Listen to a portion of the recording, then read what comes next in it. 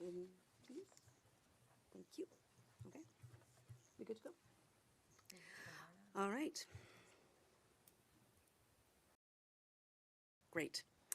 Hello, my name is Vicki Smallman. I am chair of the Board of Directors of Childcare Now, Canada's National Childcare Advocacy Association, and I will be chairing today's media conference. We're here today to draw attention to federal, provincial, and territorial governments' discussions underway at this very moment about the future of Canada's $10 a day childcare program. Over the last several months, several provinces have signaled that they're looking for changes to the Canada-wide early learning and childcare plan. Childcare advocates warn that this meeting may break the promise governments made to work towards a universally, primarily not-for-profit system of $10 a day licensed childcare for all across Canada. To speak to these concerns, we will hear very briefly from Morna Ballantyne, Executive Director of Childcare Now, Sheila Olin-McLean, co-CEO of Compass Early Learning Centre, which operates licensed programs in Peterborough, Ontario, and neighbouring rural communities, Janet Amito, a member of the group Parents for Childcare, Leila Sarangi with Campaign 2000, a large national coalition of organizations working for the elimination of child and family poverty, and Siobhan Vipond, Vice President of the Canadian Labour Congress, representing more than 3 million workers across the country. Morna? Good morning. In just 5 years, Canada's $10 a day childcare program has yielded far-reaching economic benefits. We all know that Canada's economy depends on people, especially more mothers, earning income and paying taxes. To get to work, moms like Janet, who's here with us today, need secure, low-fee childcare.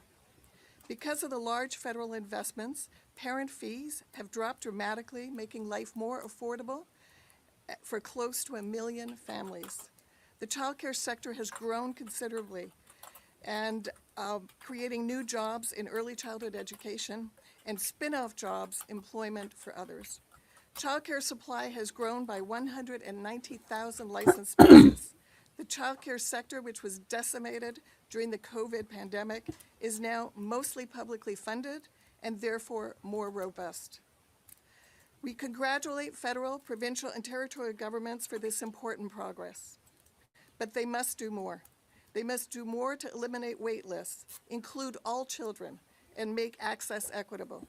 They must do more to improve the compensation and working conditions for the childcare workforce so that qualified educators can be recruited and retained. Our organization, with 100 other major groups, call on the federal, provincial, territorial ministers responsible for early learning and childcare to strengthen the program. We fear they are going in the opposite direction. Some want to abandon their commitment to reduce fees for all parents. They want to transfer childcare costs back onto families. Some want to drop the goal of creating a primarily not-for-profit system and give more public money to commercial childcare providers instead. Yet the evidence shows that relying on for-profit care is more costly, less efficient, and fails to increase access. In 2021, the Government of Canada embarked with the provinces and territories on a long-term childcare project to make childcare universally accessible. They agreed to bring down fees for all parents and to support not-for-profit delivery. We vow to hold them to their promise.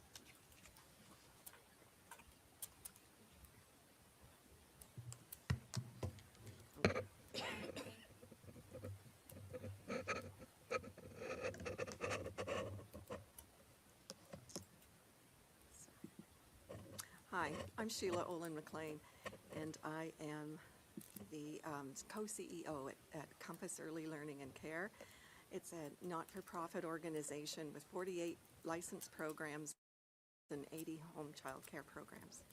We care for 4,000 children across South Central Ontario, and along with 700 incredible human beings as educators, nutritionists, and administrators, we work together with families and children to create the world we want to see. We asked children what kind of a world they want to live in, and this is what they told us. They want a world without sexism, greed, racism, and homelessness, and that it includes a world where they are safe, they're cared for, and they are with people who love them. This important work happens every day within childcare programs across this country.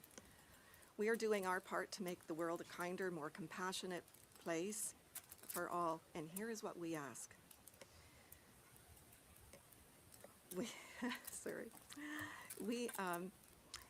Families, children, and childcare sector are counting on the federal and provincial governments to strengthen and expand the $10 a day childcare program.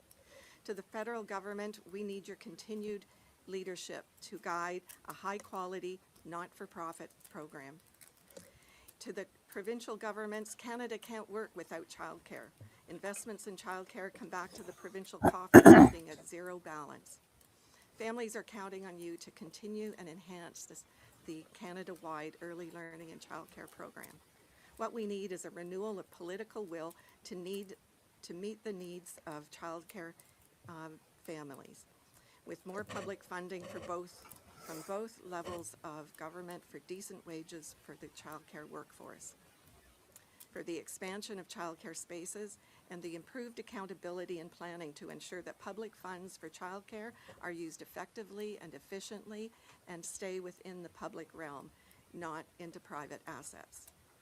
There are times when politicians can make a positive difference for the future of their province and their country. This is one of those moments for many reasons. But all the jobs that you are saving and developing will not be helpful if there's no affordable, accessible childcare for the children and families. Thank you. Hi, I'm Janet, and I'm a member of Parents for Childcare.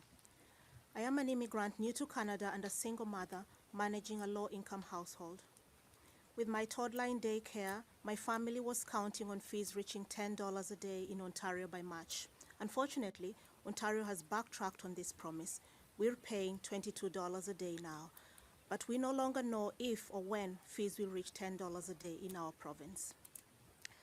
If fees go up, it will not be feasible for me to pay for childcare for my son. I will not be able to work, but then how would I pay my bills? Childcare is one of the only costs that has gone down. Housing, food, and everything else is also expensive. Affordable childcare helps my family make ends meet. Without it, I am not sure what we would do. Maybe we would go back to the shelter and become social assistance recipients. We cannot afford to undo the progress that has been made so far towards $10 a day childcare. Since the program started, parents in Toronto, where my family lives, have seen their fees gone down by over $1,300 a month. If fees go up, many women will have to stay home to take care of their kids. In a country like Canada that supports gender equality, it is important that childcare stays affordable so we can reach our full potential as women. Moreover, I hear from parents all the time about the stress of long wait lists and not being able to find daycare spots. We can only tackle the waitlist problem if the provincial government and federal governments both step up to fund a plan that supports educators with fair wages and create enough new spaces for all families who need it. To the federal and provincial governments meeting today, we hope you are listening to parents and families. We need you to recommit a $10 a day childcare. Families are counting on you. Thank you.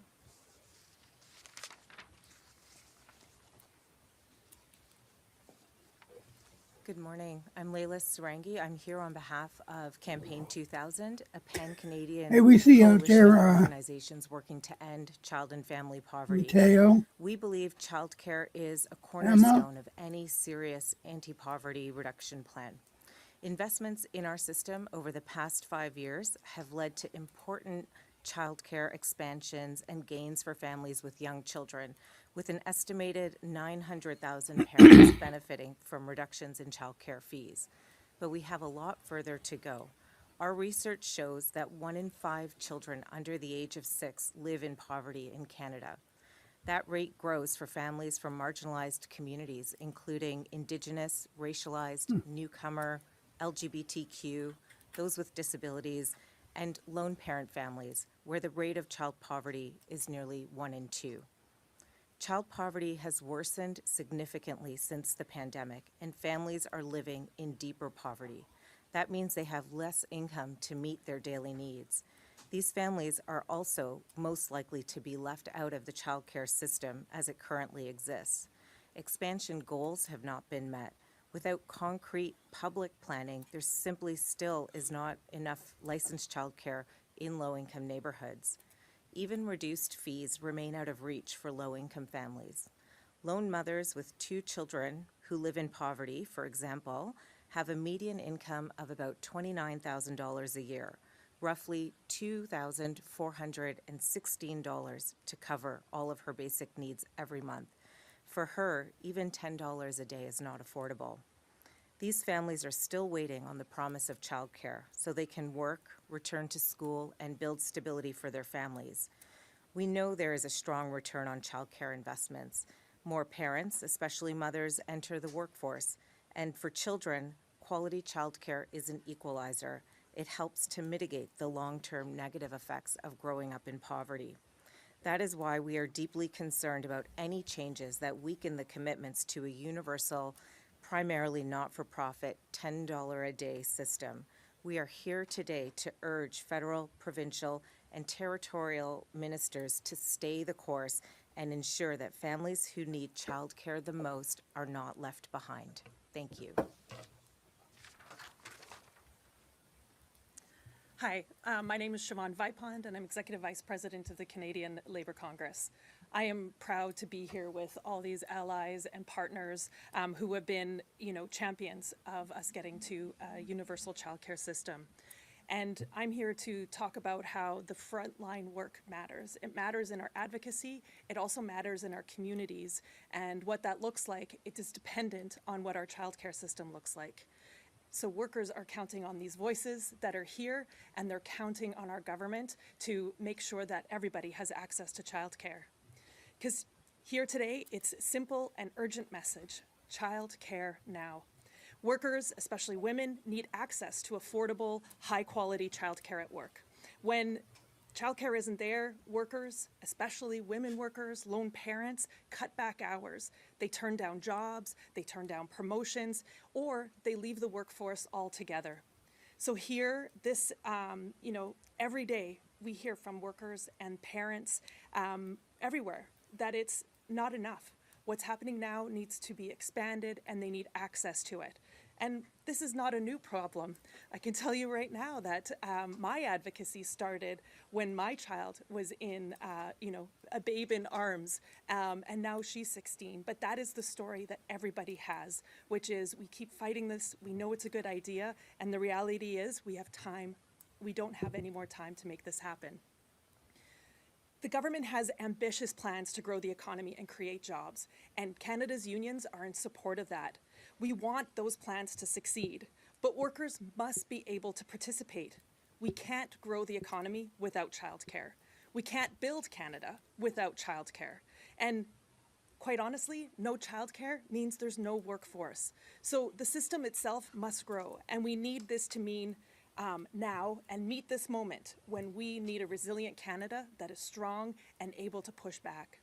So with investments in public programs and services that people rely on, we know that we can reach that goal. And so this is what we need to do, starting with childcare. And let's not forget that there is no gender equality without affordable, accessible public childcare. You've heard the stories here, and if you talk to anybody, that this is essential to people fully participating in their lives on their terms. So we call on government for sustained public investment that is long-term, it's predictable, that we are funding this, that they protect and expand the child care program for $10 a day, what exists now, but expand it. We also are calling for investments in infrastructure for these programs that families rely on to grow. So we are looking at the federal government, we're looking to every provincial government to do the work at the table to ensure that this is discussions around expanding and supporting it. Because workers can't work without childcare, and childcare doesn't exist without workers. Early childhood educators and childcare staff, They are educators, they're caregivers, they're community builders, and too often they are underpaid and overworked. And they end up leaving the workforce because they can't afford to stay. So investing in early childhood educators and childcare workers is essential. Making childcare good jobs, that has fair pay, that has security, benefits, and decent working condition is the only way to stabilize and grow the system. So investing in childcare can strengthen our economy, and childcare jobs that support families, workplaces, and the entire industries is good for everyone. So childcare is really about dignity. It's about equality. It's about growing our economy. If people can't afford or find childcare, they can't go to work. And when workers can't work, the economy doesn't move. Thank you. Thank you to all our speakers. We do have a media release that is on Childcare Now's website, which is childcarenow.ca.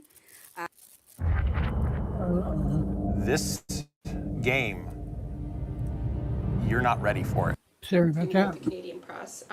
What changes do you think are on the agenda for the ministers at this meeting today?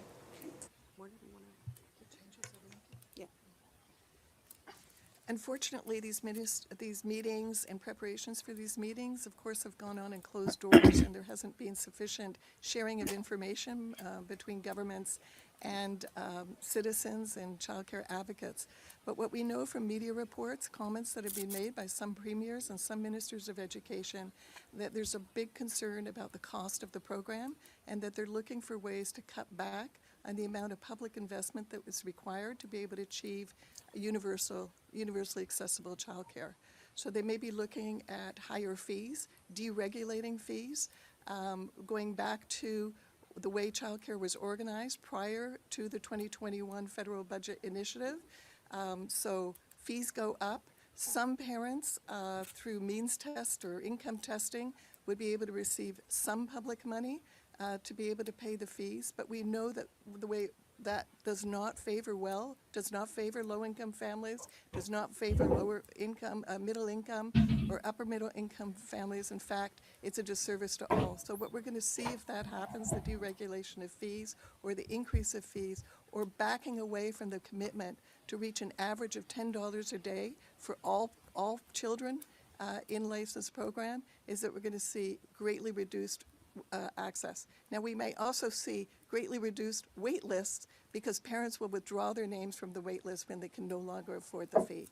And the other is that we know that some provinces and territories are wanting to expand for-profit commercial childcare, whereas the federal government's objective is to build a primarily not-for-profit system.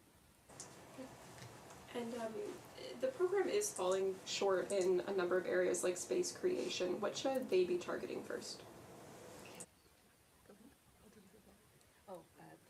Can you just repeat it? Yeah. Yes. Sorry, the program as it is right now is falling short. Like you mentioned, the wait lists. What part of that should governments be targeting first? Well, we have seen increased access. We have seen significant growth, as I said, in the number of licensed spaces. Unfortunately, some of those licensed spaces have been created outside of the Canada-wide Early Learning and Childcare Program, and so those spaces are actually not affordable for most families. But we're a big gap. First of all, there's a gap of about 90,000 spaces between what was promised by the federal, provincial, and territorial governments and what they've actually been able to create and license.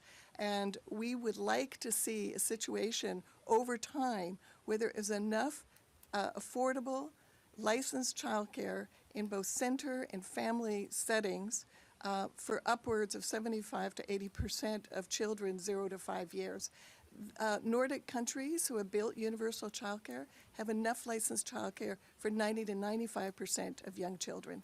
And we know that when childcare, licensed childcare is available, when it's affordable, parents want it and they take it up, and labor force participation increases, economic security of families increases, and the economy of countries with universal childcare programs are much more robust and much stronger and much able to withstand crises like the kind of economic crisis that Canada is in right now. For reporters who joined on Zoom, if you have a question, please use the raise hand function.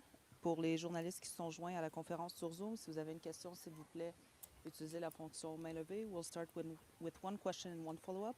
First off, Dave McGinn, please go ahead. Hi, I was just wondering, Morna, what signaled to you that there was no additional new money in childcare in the budget? The question is, what did it signal to you that there was no new money, additional money in the federal budget? Well, there was some additional money announced for early learning and childcare by the federal government before the last election. The federal government was able to secure new funding agreements with all provinces except 3, Ontario, Alberta, and Saskatchewan.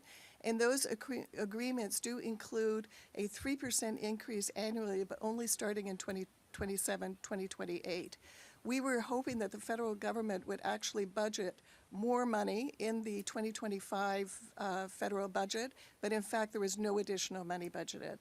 We've also been looking very carefully at the provincial budgets that have been announced over time, and we're of course going to be looking very carefully at the next ones. But so far, provincial and territorial governments have failed to increase their funding commitments for early learning and childcare as well.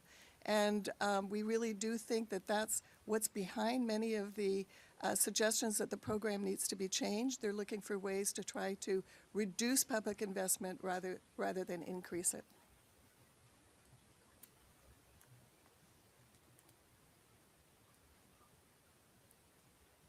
Any more questions? Any further questions? Thank you. This concludes the very press much. conference. Merci. All right, there you go. Leave your opinions in the chat.